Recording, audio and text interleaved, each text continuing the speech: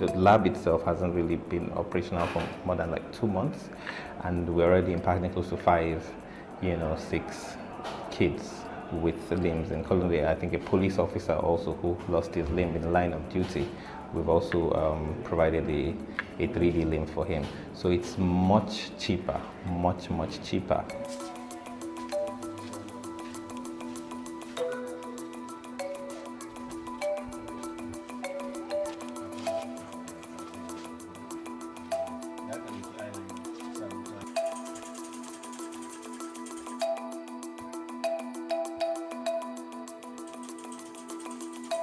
Amma wannan yana ɗan ɗauke min wani tension haka saboda nasa